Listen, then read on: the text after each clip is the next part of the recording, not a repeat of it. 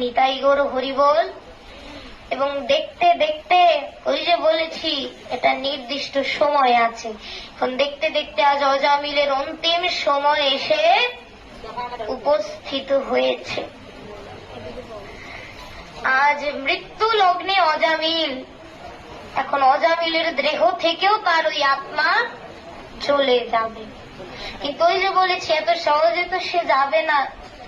এখন ওই অজামিলকে আনতে জমপুরী থেকে জম দূতেরা এসেছে, কারণ জরা রাক্ষসী আসেনি, ওই বেটা অনেক পাপিষ্ঠ, তাই ডাইরেক্ট জম দূতেরাই এসেছে আজ ওকে নিয়ে যাবে। তো এই ছিল যমদূতেদের মনো আশা যে তারা নিয়ে যাবে, মনোবাঞ্ছা অজামিলকে তুলে নিয়ে যাবে। তো তাই তারা অজামিলের কাছে গেল, অর্থাৎ অজামিল যেখানে ছিল সেই গৃহে গিয়ে উপস্থিত হল। এখন দেখুন ভাগবতগণ, অজামিল তো ছিল একজন দস্যু, সে তো বড় ভয়ঙ্কর লোক ছিল, কিন্তু আজ অজামিল যখন যমদূতদের দেখলো যে তার চেয়েও ভয়ঙ্কর দেখতে যমদূতেরা, তখন বলছে যে ভাই তোমরা কারা? তখন বলছে আমরা যমদূত। বলছে যমদূত, বেশ ভালো কথা, কিন্তু কি কারণে এসেছো? বলছে তোকে নিয়ে যেতে এসেছি। তখন তো অজামিল ভয় পেয়ে বলল, ওরে বাবা নারায়ণ, তুই কোথায় আছিস রে, আমায় বাঁচা, এই যে কারা যেন এসেছে বলছে আমায় নিয়ে যাবে। জয় নিতাই গৌর হরি বল।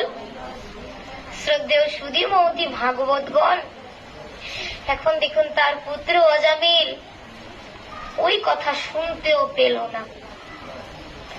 জয় নিতাই গৌর হরি বল। কিন্তু যে শোনার তিনি তো শুনেছেন। এই কথা শুনলেন বৈকুণ্ঠ অধিপতি নারায়ণ। তখন নারায়ণ ভাবলো, অর্থাৎ নারায়ণ বলতে লাগলো বিষ্ণুদূতদেরকে যে তোরা কোথায় আছিস, তাড়াতাড়ি রথ প্রস্তুত কর। বলছে কেন আগে কি হয়েছে? বলছে আমার ভক্ত অজামিল আমায় ডাকছে, তোরা গিয়ে ওকে রক্ষা কর। আজ বিষ্ণুদূতেরা আশ্চর্য হয়ে বলল যে কি বলছে, ও তো একজন পাপিষ্ঠ দস্যু, ও কৃষ্ণ ভক্ত কি করে হলো? বলছে ওই যে মাত্র আমার শরণ নিল, তোমরা ওকে গিয়ে রক্ষা করো। নিতাই গৌর হরিবল বলছে ও আপনার শরণ নেয়নি,